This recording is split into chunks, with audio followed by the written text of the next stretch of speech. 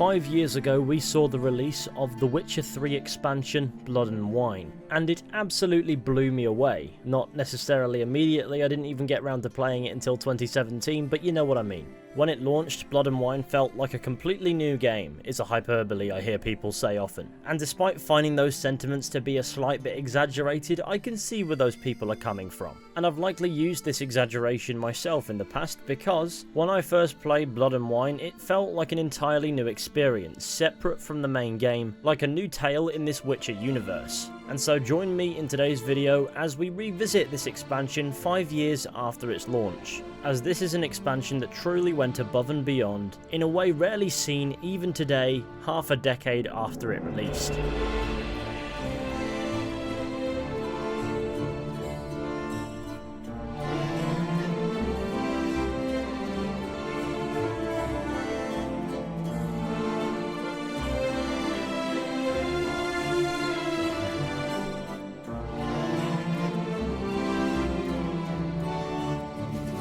Before we properly begin, this video is brought to you by the Ridge Wallet. It's a light, sleek, industrial, compact wallet that is designed to not bulge in your pocket. Most people are still using old wallets designed decades ago.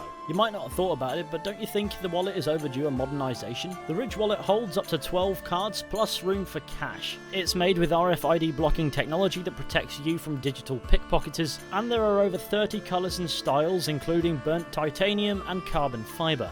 They're also extremely durable, meaning you could buy one wallet and carry it for life. But if you don't want to take my word for it on that one, that's absolutely fine, because we tested this by taking a couple of the Ridge wallets and running them over. So if you ever find yourself in a situation where your Ridge wallet gets run over, it will be fine.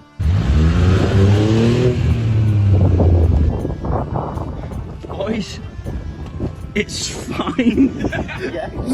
And if you're still not won over, they have over 40,000 5-star reviews for you to go ahead and check out. So for free worldwide shipping and returns, head over to ridge.com/Fizhy and use the code Fizhy for 10% off your purchase. The Ridge team is absolutely confident that you will love their product. They'll let you test drive it for up to 45 days, and if you don't love it, however, then you can send it back for a full refund. So if you want to go ahead and check out this wallet that can survive being run over, then the link will be in the description. And with that all said, back to the video.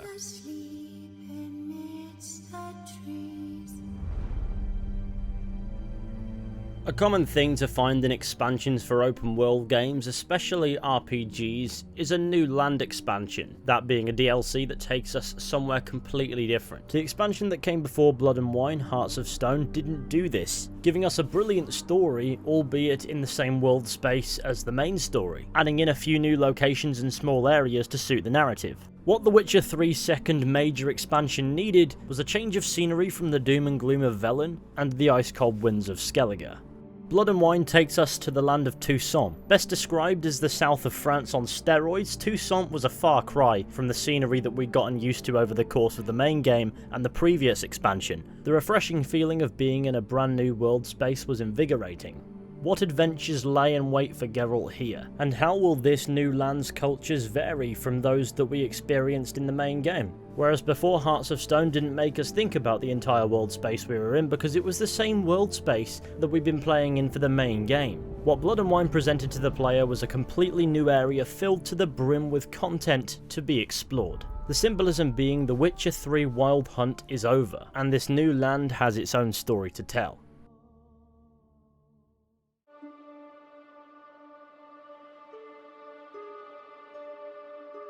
A new land is all well and good, but we need a new story. We need a purpose to be where we are. And The Witcher 3 Blood and Wine wastes no time providing us with just that. It begins as a Witcher contract. We're invited down to Toussaint to solve a mystery, finding the Beast of Beauclair, this beast being responsible for several murders in the region. Geralt's task is to figure out who or what the monster is, and the significance behind its kills. Where at a simple Witcher contract it would be a bit of a shit main quest, so obviously it turns out to not be quite so simple. As it turns out, the beast that plagues Toussaint is much more than just a simple monster. It's a higher vampire, killing with a purpose integral to the plot. It's not as simple as Geralt kills another monster and is the hero of the day. The main story of Blood and Wine plays with one of Geralt's core character traits as a Witcher. his ability to feel empathy and understanding for some of the monsters he hunts. Geralt understands that not even Witcher problems are as simple as killing a monster and saving the day. Sometimes there's simply more to a problem, regardless of whether or not there's a monster that needs to be killed, or how many people get frustrated at Geralt for thinking outside the box to find the solution. If the issue extends beyond a simple beast slaying victims, then unless the problem is tackled at its core,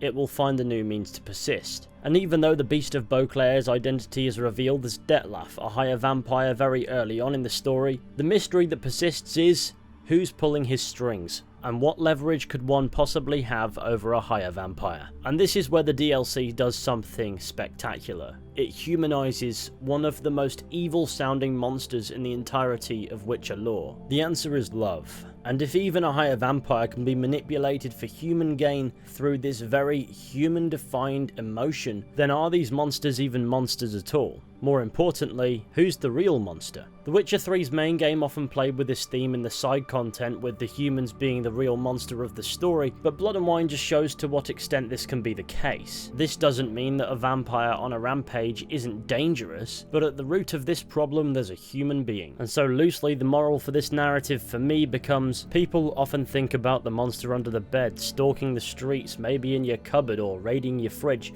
but nobody stops for a minute to think, what put it there, and why? Nobody denies the present danger, but sometimes the solution is far more complicated than people believe. An alternative take to this would be, is that humans can be very destructive in seeking out their own gain, even going as far as to mess with things that they don't understand, at least not fully, meaning there's no world in which anyone could possibly prepare for when things escalate out of anyone's control. At least in the context of blackmailing a vampire.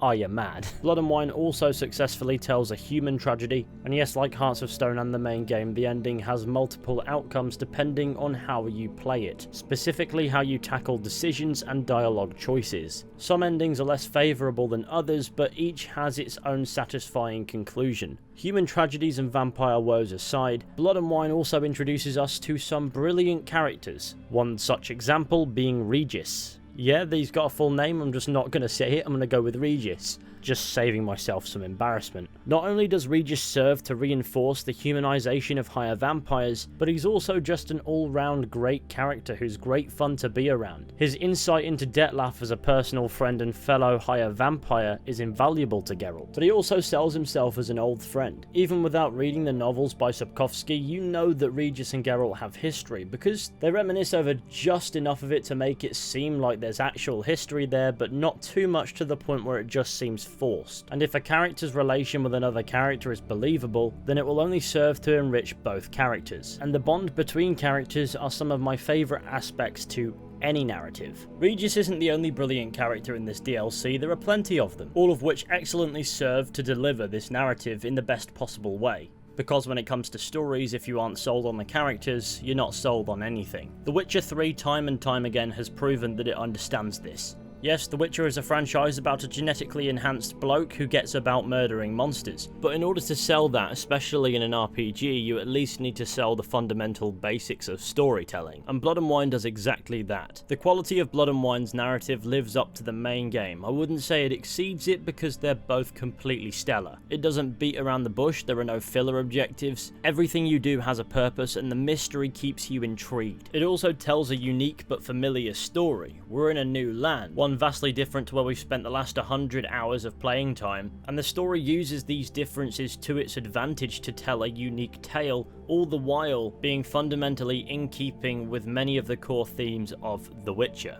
It could easily be passed as a compact main story, not necessarily a Witcher main story, but I don't think there's anyone who could argue that this narrative lacks substance.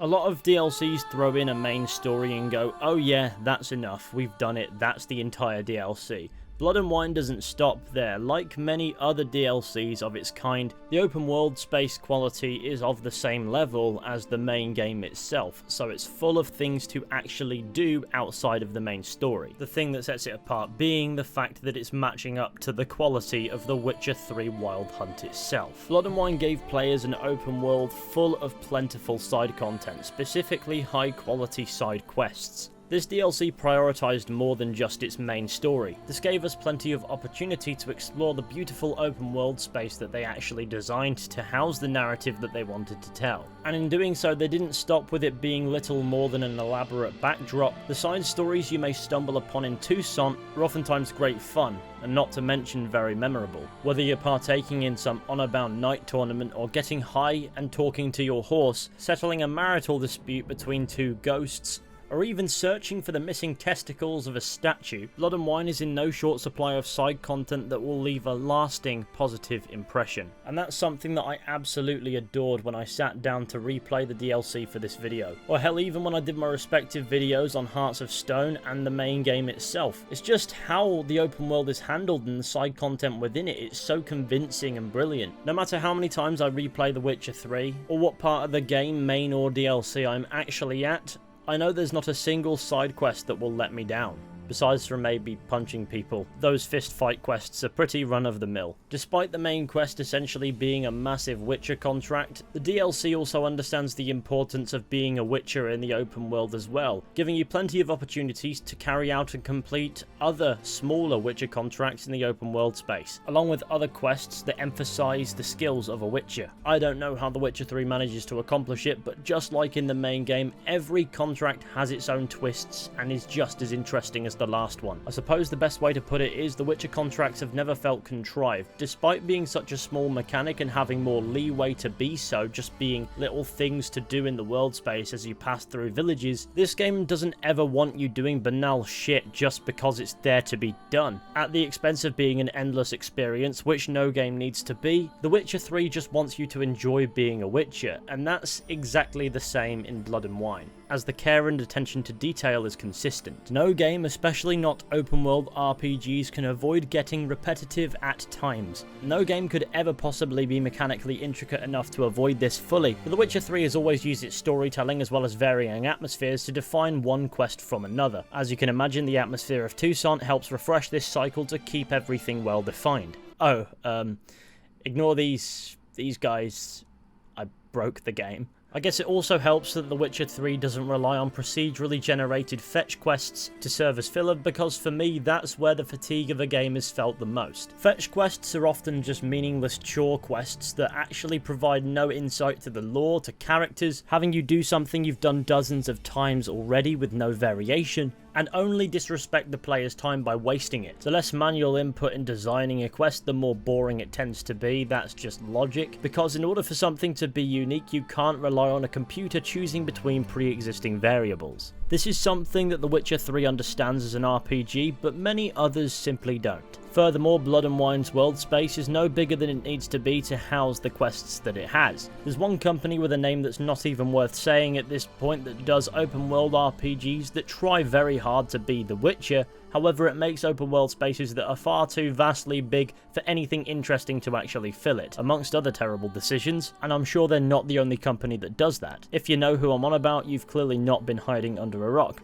which I respect. And so in a way, Blood and Wine's side content and open world manages to keep its soul by not being stupidly ambitious to the point where it's unrealistic. Unfortunately, this is a design philosophy that CD Projekt Red didn't keep up with Cyberpunk 2077, but in a much broader sense, but we'll gloss over that more so at the end of the video. Ultimately, the side content combined with the main stuff gives you dozens of hours worth of content overall to do in this expansion, which, considering the price tag on it, I have seen simple gear packs more expensive in other games trying to take The Witcher 3's thunder than this expansion altogether, so in the worth your money section, The Witcher 3 still holds its own pretty firmly. That's if you were simply buying the DLC separately anyhow. My point being, The Witcher 3 Blood and Wine respected players' time just like the main game did, and also respected players' money. The DLC is big, but there's minimal filler. The world space is fairly big, but it's no bigger than it needs to be, and it's cheaper than the microtransaction gear packs you can get in some of the competitive titles that people often compare to this game, even though to me that's ridiculous.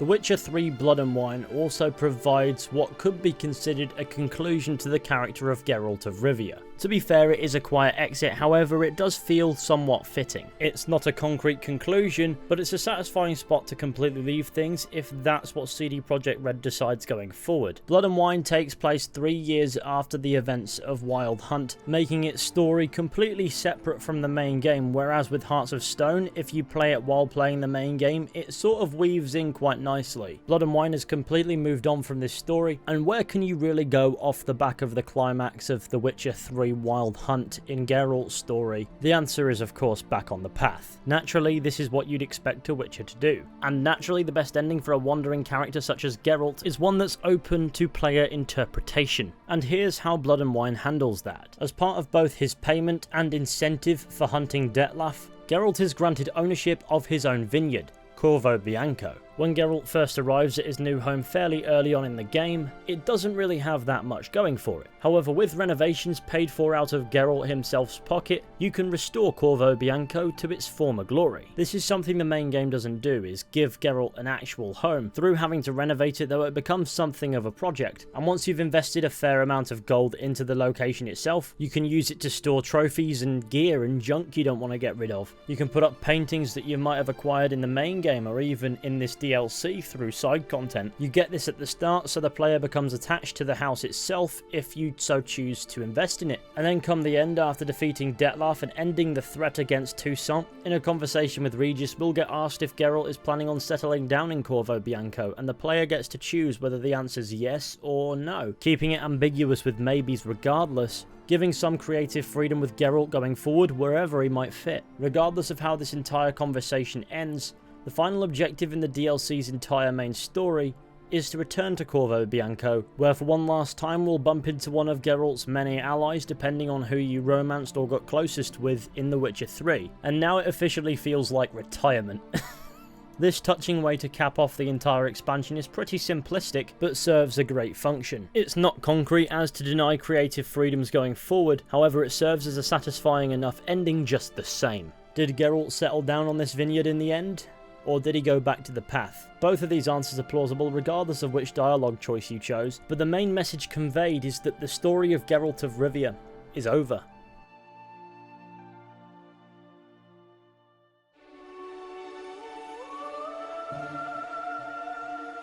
A common praise that I hear for The Witcher 3 Blood and Wine is the claim that it feels like its own game, which is a statement that I think is a little bit on the exaggerated side. However, it definitely does hold a bit more water than just dismissing off the bat.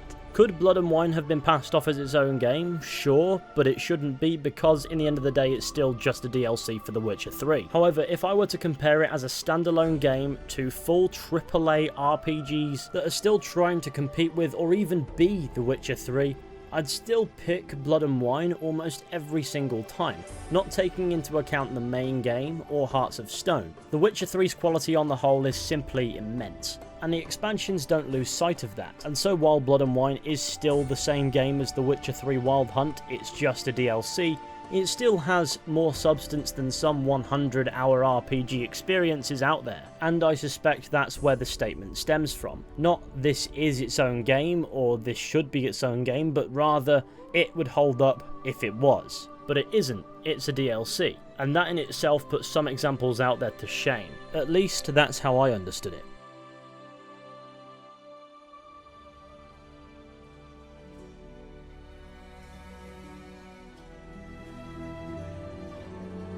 In the wake of CD Projekt Red's recent blunder, the utter travesty that was Cyberpunk 2077, an important question to ask of The Witcher 3 is, was this all a fluke? The Witcher 3 was and still is one of my favourite games of all time, and yet Cyberpunk 2077, which released at the tail end of 2020, it sucks. It sucks total cock. How could these games have possibly been made by the same company? Was The Witcher 3 a fluke? It doesn't feel like a fluke. If it was, maybe the DLCs wouldn't have held up. But everything's there, and some of those qualities do show in Cyberpunk. It's just a shame that that game didn't hold up to it. The issue is, in the wake of Cyberpunk, The last thing that CD Projekt Red needs or deserves right now is our praise. And so I'll make this video to say this: the quality of The Witcher 3 Wild Hunt was not a fluke. There's genuine passion, care and integrity in this game that not enough games have. In the end of the day, the failure of Cyberpunk 2077 came down to time. The developers were not given enough time to work on that game. However, when they are given the time to work on their games, we can see what they can accomplish. The Witcher 3 is proof of that. You can't afford to squander talent on development cycles with the flexibility of a stiff conveyor belt. And if CD Projekt Red is to ever achieve something like The Witcher 3 again, I hope they've realised this.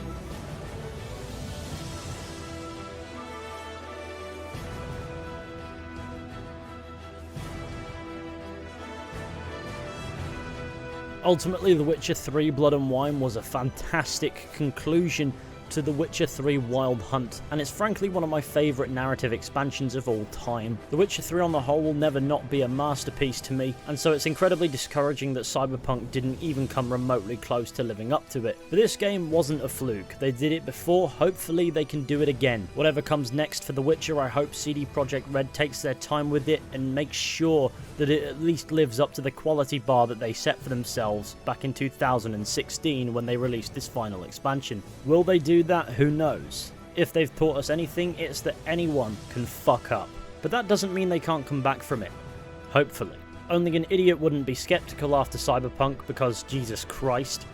But I'm certainly optimistic. And if CD Projekt don't manage to get their act together, well, at least we've got The Witcher 3. Thus concluding this trilogy of videos, if that's what you want to call it. Thank you all for watching this video. I really hope you enjoyed.